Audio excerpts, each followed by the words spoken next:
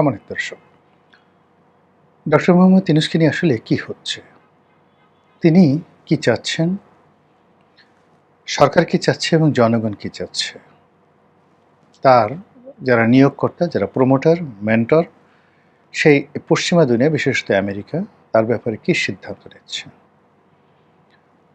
আর তার প্রতিপক্ষ হিসেবে দেশের আওয়ামী লীগ, অন্যান্য সাধারণ যারা গ্রামীণ ব্যাংক দ্বারা ক্ষতিগ্রস্ত হয়েছেন তারা, যারা তাকে ঈর্ষা করেন, তাকে দেখলেই অনেকের মেজাজ গরম হয়ে যায় তারা, এবং বিশেষত ভারত, তারাই বা ডক্টর মোহাম্মদ ইউনূসকে অপমান অপদস্থ করার জন্য কি পরিকল্পনা করছে, এবং এগুলো নিয়ে ক্রমশ যে পরিস্থিতি জটিল হচ্ছে আমরা স্পষ্ট বুঝতে পারছি, এবং এটা নিয়ে একটা ঝামেলা হবে।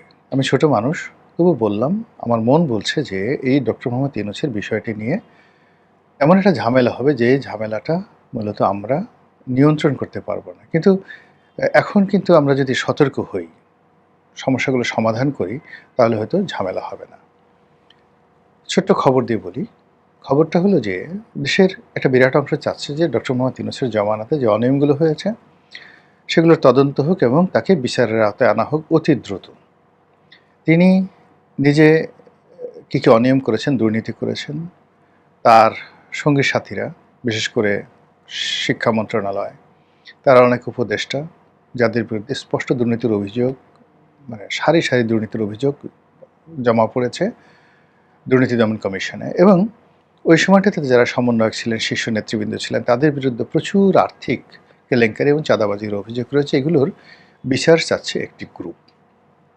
এখন এটি সরকারকে নিষ্পত্তি করতে হবে। যদি সরকার এই জিনিসগুলো নিষ্পত্তি না করে, সবাই সরকারকে দায়ী করবে এবং বলবে যে এই সরকার আসলে দুর্নীতির সঙ্গে আপোষ করছে, বা ডক্টর ইউনূসের সঙ্গে তার একটা লিয়াজু করে তিনি সেখানে আসছে। This is one.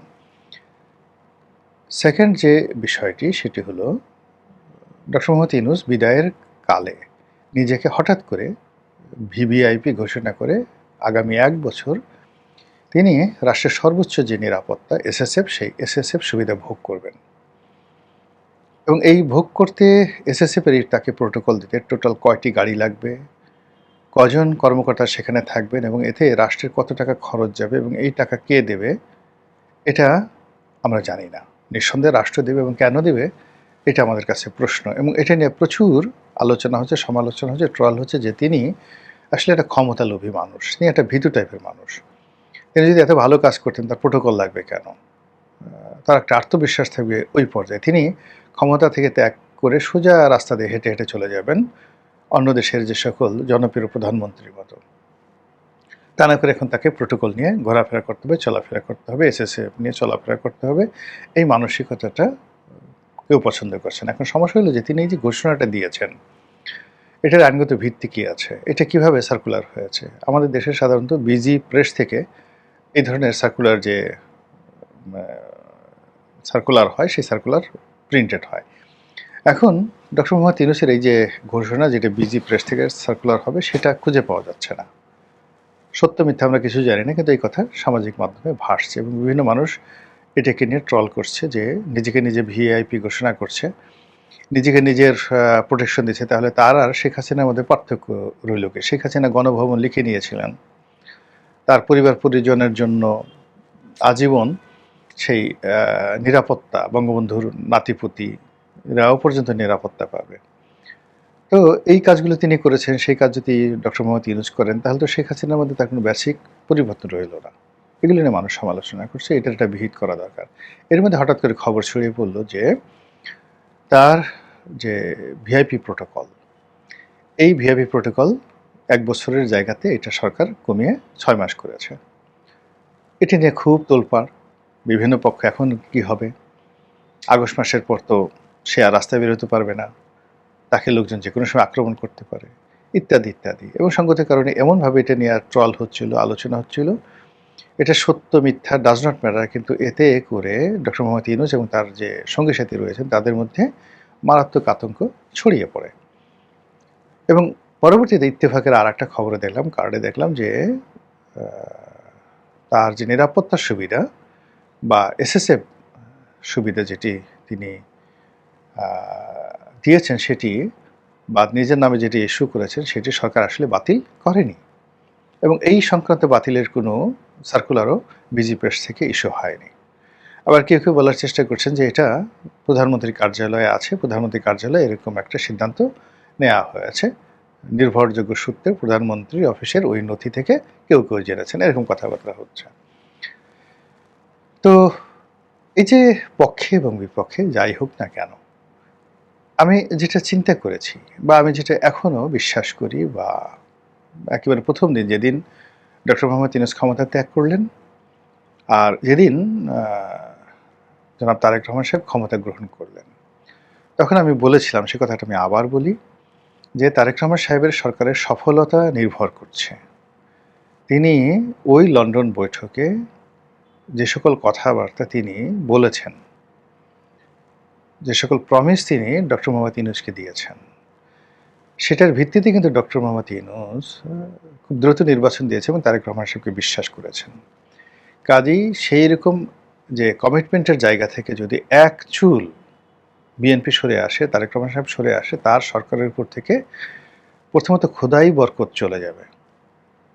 ২ নম্বর হলো যে ডক্টর মোহাম্মদ ইউনূস তো এসছেন, তার পিছনে একটা চেইন কাজ করেছে, একটা ম্যাটিকুলাস ডিজাইন কাজ করেছে। এখানে আমেরিকা আছে, এমনকি এখানে ভারতও ছিল, ভারতের বন্ধুত্বটা সে রাখতে পারেনি।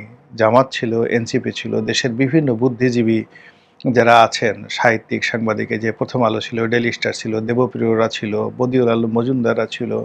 তো এই যে টোটাল যে গ্রুপটা আছে, সেই গ্রুপটাকে তো এই সরকারকে, যাকে বলে, তাদের সবাইকে নিরাপত্তা দিতে হবে, এবং এই ধরনের নিরাপত্তা বা তাদেরকে বিভিন্ন জায়গাতে প্রতিষ্ঠিত করার একটা প্রতিশ্রুতি না নিয়ে ডক্টর মোহাম্মদ ইউনূস তাকে লন্ডনে তারেক রহমান সাহেবকে ট্রফি দিয়ে দিয়েছেন, এটা একটা পাগলও বিশ্বাস করবে না। তো যেটা হয় কি, যে যখন বড় কোনো মানুষের মধ্যে প্রমিজ হয়, কথাবার্তা হয়, বিশেষত গোপন হয়, লিখিত নয়, গোপন হয়। লিখিত হলে রাষ্ট্র গ্যারান্টি দেয়, ব্যক্তি গ্যারান্টি দেয়, কিন্তু গোপন যখন আপনি কারোর সাথে কমিট করবেন, কোনো নারীর সঙ্গে, কোনো পুরুষের সঙ্গে, কেউ থাকবে না, শুধু আল্লাহ সাক্ষী, সেক্ষেত্রে যদি কেউ প্রতিশ্রুতি ভঙ্গ করে, তখন আল্লাহর গজব নাজিল হয় সেখানে। আল্লাহ ভীষণ রকম রাগ করেন। আর এটা মানে সাধারণ মানুষ যা করে তার চেয়ে যদি বড় মানুষ আরও করে, আল্লাহ বেশি রাগ হন। রাজা বাদশারা করলে তো একেবারে ক্ষমার অযোগ্য। রাজার জবানকে, মানে যেহেতু রাজা আল্লাহর খলিফায় জমিনে, কাজেই রাজার জবানকে সেটা সে যাই করুক না কেন, মন্দ করুক, অন্যায্য করুক, সে তার জবান থেকে ফিরে আসতে পারবে না কোনো অবস্থাতে। দেয়ার ইজ নো অপশন, তাকে ওটা পালন করতেই হবে। এই যে দেখুন, একটা যুদ্ধবিরতি হয় বা অন্য যা কিছু হয়, তো অনেক ক্ষয়ক্ষতি হয়, কিন্তু তারপর সেটা করতে হয়। তো সেটা আমি বলেছিলাম একেবারে প্রথম দিকেই, যেদিন তারেক রহমান সাহেব শপথ নিলেন, সেদিন বলছিলাম যে ইউনূস সাহেবের সঙ্গে তার যে কমিটমেন্ট সেটা রক্ষা করতে হবে। কিন্তু এখন অবস্থার দৃষ্টি মনে হচ্ছে সেই কমিটমেন্টের জায়গাগুলো পূর্ণ হচ্ছে না। পূর্ণ না হওয়ার কারণে আবার সেই ম্যাটিকুলাস ডিজাইন তৈরি হচ্ছে।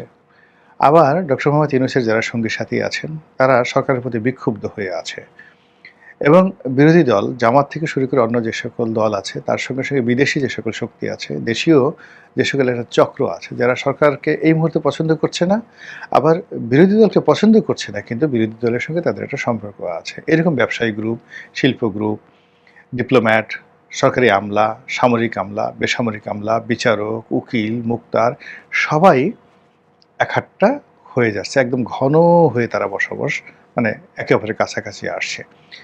অবস্থা দেশে মনে হচ্ছে সরকার সেটা টের পাচ্ছে না।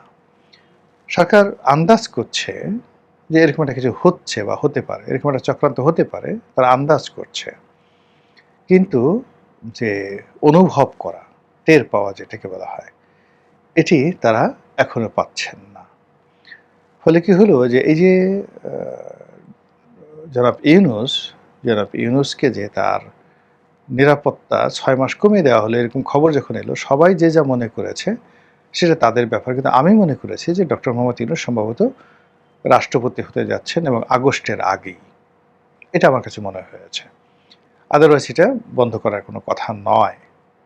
এখন আবার যখন সরকারের পক্ষ থেকে বলা হচ্ছে যে না, এটা বন্ধ করা হয়নি, তখন আবার এখন আমার মনে হচ্ছে যে না, তাকে রাষ্ট্রপতি করা হবে না।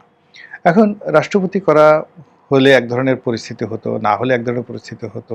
জুলাই সনদ বাস্তবায়ন করলে এক ধরনের পরিস্থিতি হবে, না করলে এক ধরনের পরিস্থিতি হবে, মানে এটা হোয়াট এভার মেবি, এটা আমাদেরকে মেনে নিতে হবে, বিএনকে মেনে নিতে হবে। কিন্তু বিএনপিকে যেটা করতে হবে সেটা হলো তার সঙ্গে যাদের যে কমিটমেন্ট ছিল সেই হকগুলো তাকে আদায় করতে হবে, আদারওয়াইজ তার কাজে তিনি মানে তারা বরকত পাবে না। তো সেই দিক থেকে জামাতের সাথে হয়তো তাদের একটা নেগোসিয়েশন ছিল, সেটা লন্ডনে হয়েছে। জামাতের আমির একাধিকবার বৈঠক করেছেন। আবার প্রধানমন্ত্রী হওয়ার পর শপথ গ্রহণের আগে তিনি জামাতের আমিরের বাসায় গেছেন, এনসিপির নাহিদ ইসলামের বাসায় গেছেন। সেখানে তো আসলে এমনি এমনি যাননি। একটা বাঘ কখন গাছে ওঠে, সে তো সহজে গাছে ওঠে না। তো যখন বুঝতে হবে যে তারেক রহমান সাহেব তিনি জামাতের আমিরের বাসায় গেছেন, এটা একটা সহজ বিষয় নয়। আবার তার দপ্তরে জামাতের আমিরকে তিনি নিমন্ত্রণ করেছেন, ডাকছেন। তো এই ছবি আবার আসছে পার্লামেন্ট হাউসে। এগুলো এমনি এমনি না, এগুলোর পেছনে নিঃসন্দেহে জামাতের সঙ্গে বিএনপির একটা সমঝোতা আছে, কথা আছে, বার্তা আছে। কিন্তু এগুলো মান্য করতে হবে, সম্মান দেখাতে হবে এবং এইগুলো অক্ষরে অক্ষরে পালন করতে হবে।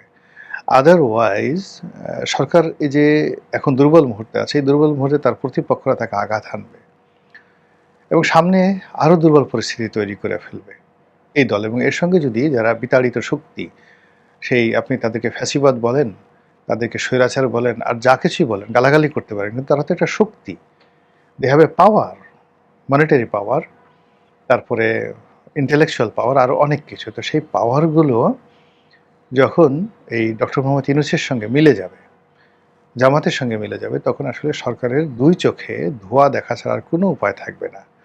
তো কাজে আমার কাছে মনে হচ্ছে যে ডক্টর মোহাম্মদ ইউনূসের বিষয়টি সরকার চুপ থাকলে হবে না, তাকে টু দি পয়েন্টে এই সমস্যার সমাধান করতে হবে। সবচেয়ে ভালো জিনিস হলো যে গোপনে যে সকল কথাবার্তা হয়েছে সেগুলো অনুসরণ করা। আর মন্দের ভালো হলো কেন তারা এই কাজটি করতে পারবে না, তাদের বলা উচিত প্রকাশ্যে যে হ্যাঁ, আমাদের তাদের সঙ্গে এই চুক্তি হয়েছিল, বিএনপির জামাতের সঙ্গে, তারপর এনসিপির সঙ্গে, ডক্টর মোহাম্মদ ইউনূসের সঙ্গে, ইভেন আমেরিকার সঙ্গে। কিন্তু আমি এখন ক্ষমতায় বসার পরে আমার কাছে মনে হয়েছে যে আমি এই কাজগুলো করলে এই দেশের ক্ষতি হবে, সরকারের ক্ষতি হবে, রাষ্ট্রের ক্ষতি হবে, জনগণের ক্ষতি হবে, যেটি আমি মরে গেলেও করতে পারবো না। আপনারা যদি আমার সঙ্গে থাকেন আমি থাকবো, নাহলে আমি পদত্যাগ করব। আর এই কাজের জন্য তিনি যদি বিরোধী দল বাড়াবাড়ি করে তিনি একটা গণভোটে চলে যেতে পারেন, যে হানা ভোটে চলে যেতে পারেন। তো এরকমভাবে অনেকগুলো ওয়ে আছে। তো সেই ওয়েগুলো না করে যখনই শুধু চুপ থাকা হয়, তখনই তলে তলে পর্দার আড়ালে গুপ্তভাবে অনেক চক্রান্ত দানা বাঁধে এবং সেই প্রাসাদ ষড়যন্ত্রে এই পৃথিবীর অনেক কিছু তছনছ হয়েছে। আল্লাহ আমাদেরকে সেই তছনছ হওয়া থেকে রক্ষা করুন, হেফাজত করুন। আসসালামু আলাইকুম ওয়া রাহমাতুল্লাহি ওয়া বারাকাতুহু।